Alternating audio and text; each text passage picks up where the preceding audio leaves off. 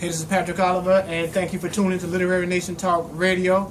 It's a nice and warm day in Little Rock, Arkansas, but I'm here in Chicago, Illinois, where it's nice and warm.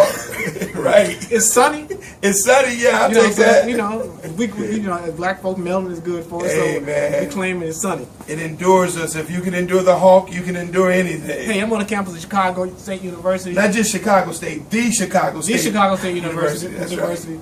Inside the African American Male Resource Center, here with its director, brother, longtime friend, Brother Kwesi Ronald Harris. Thank you for allowing me to be here today. No, brother, thank you for allowing us to even grace our presence with your presence. So we're excited, man. This is big for us. Yes, sir. Yep. Also with me, they got two great students here.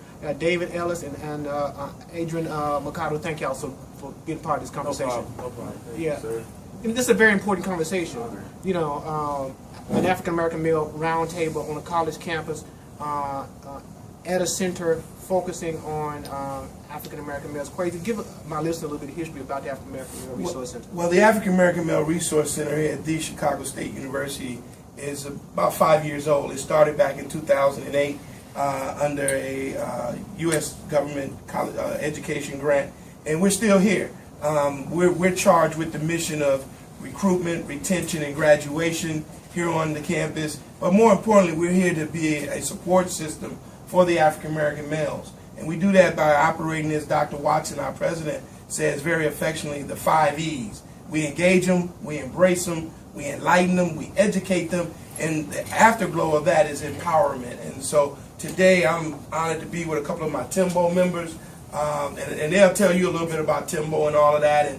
And you know, it's just a great opportunity to be a difference maker in young men's lives. So often African American males are always given this thug title or ranting, angry black male. Well, we got black males on this campus that are getting their think on and not their drink on. Right, exactly. And I'm glad you mentioned about empowerment. This whole conversation we're having today is going to be about empowerment. We got two great guests scheduled to come in. I want the students to help me be part of this interview I'm going to be doing with Daniel Beatty, who many of our listeners know. Knock. Poem Knock Knock. Now he has a new book out, Kwesi. Give us the title for Transforming Pain to Power. Unlock Your Unlimited Potential. So he's going to be our first guest. After I get through talking with you guys, then we're going to follow that up with my second guest, Derek Anderson, who University of Kentucky, NBA. NBA, won national title with University of Kentucky. He's going to be talking about stamina. Ooh, stamina. What it takes to survive, particularly young black men. So I'm excited about today's show. But you mentioned some interesting things about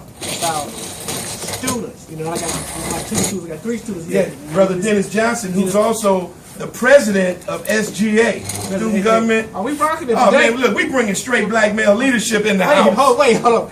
You do that to me today. Yeah, I did that to you, brother. It's a setup. It's a setup for the come up. That's how we get down here at the Chicago State University. So we're gonna shout out Brother David Ellis. David, you're a sociology major here on campus. Yes, Tell what does this center mean to you, and the importance of the center here? What it has done for you as a student. This center is basically like a home away from home. As soon as I came here, I was greeted by Brother Dennis and Brother Kwesi, and it's like a family. We look at it as the Timbo leadership, the whole organization. We don't even look at it as an organization. It's a process. And basically, it's helping us grow into strong black men, and giving us a sense of self-empowerment. So this is basically a home away from home for me. That's an important word. A home away from home. Oftentimes, when students leave their homes, go to a college campus, oftentimes looking for a home, a place where they can go and reflect and feel at home is hard to find. They feel isolated. Right. Yeah. To have a center. So, Adrian Mercado, tell me about your experience with the African American Resource Center. I actually came on this campus in 2004, 2011, and I remember 2 brothers in particular, brother Freddie and brother Elliot, and I was looking at Brother Freddie. I'm like, you're not African American male. but if you was talking on the phone, you wouldn't even be able to tell. Right. He was a Puerto Rican man like myself. Right. And I was like, African American male research, and I don't know if I can, so I can fit in with that. Right. But they ran me in with open arms. Since then, I've been a part of it, been a part of the movement, Timbo leadership, teaching educated men of black origin. I'm just proud to be here at Chicago State. It makes the experience so much more enjoyable. Man, I just heard some powerful words from these brothers. Home, leadership, Yeah. you know, together, inclusiveness. You know, Right. and you know, oftentimes when we send African American males off to college campuses, you hear like the word you just said, isolation, not knowing where to go. You know, disorient. Yes. Oftentimes because they don't have a center like this. Well, we go to the great levels of making ourselves relevant for the brothers. I mean, we, you know, as you see in the room right now, there's chess tables set up, there's books here. I mean, it's a lot of engaging going on in this department. That's not just so much fun and games. I mean, Right. we're here seriously sharpening our spears, Right. and that's something that I believe. You know, I see them as young warriors, Right. and engaging in the real fight, and that's intellectual warfare, winning back their minds, winning, you know, understanding what their hearts really have the capability of doing.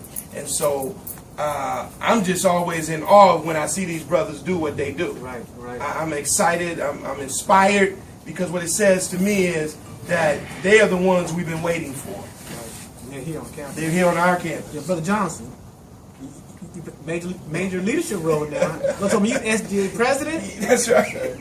Brother, you know, so tell us about that. You know, you coming into the center, and then just your whole role being SGA president. You know, on a campus like this. Well, when I came to Chicago State University, I wasn't expecting to be where I was at now. I mean, I came here with 14 on my ACT score, a 1.8 grade point average, and I was just like, I got lucky, and actually somebody snuck me into the university. No, for real, that's the thing. The Underground Railroad. Underground Railroad. And then the process of me being here, my freshman and my sophomore year, I ran into people like Quasi who would, you know, stick out their hand and be like, you know, how you doing, black man? And at first I was scared, you know, thinking they about to fight me or something like that. But actually when it wasn't nothing but love, like I was in a different culture, like you said, it was a home away from home. It was the people who accepted me for who I was, for who I am, and like, man, it took me from a soldier to a warrior. Right. And now, through that process, I became Student Government Association, the president. It's a very, very powerful, and I'm grateful, you know, for a position. Basically, we govern all the clubs and organizations here. We have over a $60,000 budget. We put events on. We try to put events on at least once a week. Right. Wow, this is really good. You know, because what I'm hearing you say is possibilities are limitless. You know, you came in, folks would say underachieving, and now I'm hearing you say you're in a major leadership role. And by the way, 2 days ago I got accepted to UCLA for grad school. That's right. And all that's because of Shut people up! like Shut that. up! No, real talk, baby. So if they don't know what's going on the 9-5, they discovering today that we're worldwide. On the south side, we get it in live at the 9-5. But you know what? Dennis is being very modest. What Dennis isn't telling you is that he's also an international player in the real world of changing people's lives. Okay. One of his backgrounds is that he's very passionate about youth violence, youth issues, human rights issues, and he just got back from being over in the Far East, Right. on a trip. And South Korea, Yeah. Burma, Okay. Ghana, you know, I was there. That was the first time I seen black people. Right. And I was there telling them about Chicago State University, telling them about and when they was talking about African medallion, they like, is this home? Right, That's what right. they told me, because you know it was Australian people that was telling them like their true origin, like how civilization and things like that started. And when they saw me, they were like, wow, you know. Right, and I'm right. learning from them, and they're learning from me. But Right. like that experience was crazy, and I'm trying to find out how can we bring that culture that's poor but with a low rate of violence back to Chicago here. But each one of you brothers, I want you to kind of answer this question for me. If other young brothers are out there listening, tell them about the college experience. You know, because oftentimes, young brothers, I don't want to go to school; it's too hard. It's not for me. Just share with parents who are out there listening, people maybe running mentoring program.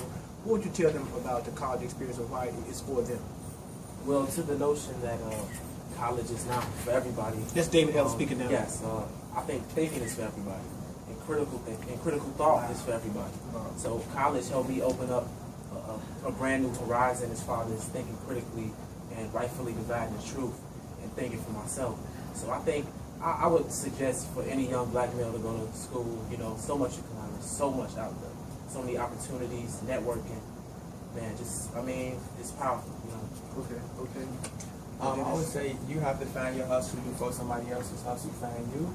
You know, curiosity drives us. Like when you get to college, especially Chicago State University, it enriches your curiosity. It calls you to want more. So that's why I'm here, and I'm very grateful and thankful.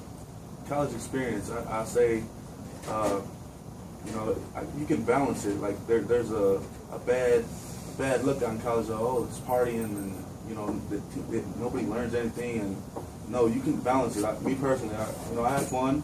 At the same time, I'm still getting my education.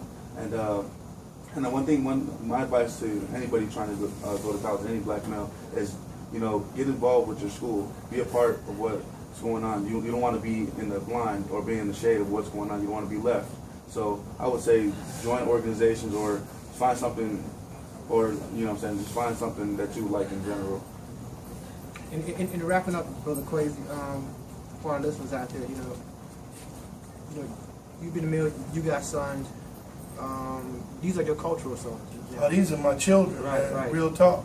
And that's important for folks in our village to recognize and understand that we have to give back. You can't work with someone that you don't love. Right. Period. And if they've gotten anything from me, it's unconditional love. Right.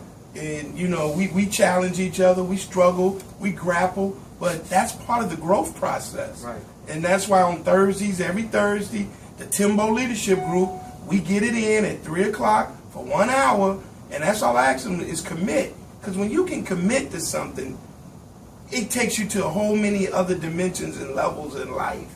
And these brothers are a direct example for other brothers to sample, and I'm proud of them. And really to say that they're just a snippet of black male leadership on this campus. And they get to see that. They get to see their lifelines. They know that Dr. Watson is a lifeline. They know that someone like, you know, Kwesi Ronald Harris is a lifeline. Someone like Coach Collins is a lifeline. Tracy Dildy is a lifeline. Amzie Moore, Kelly Harris, Arthur Amica. These are professors that are on campus. And so we try to do everything we can to show these young brothers, but we can show them better than we can tell them. So we don't do a lot of preaching, but we do a lot of reaching. So, you know, it's been a pleasure with this roundtable, but I want you guys to kind of stick around and be part of the conversation I'm going to have with Daniel Beatty and Derek Anderson, because I'm quite sure they'll be glad, you know, to dialogue with y'all as well, because oftentimes we get information from you guys, even though we're the elders, we, you know, sharing of knowledge and information is so important. So we're going to take a short break, and when I come back, we're going to have my first guest on, Daniel Beatty, playwright, author, poet. He'll be talking about his book, Transforming Pain to Power.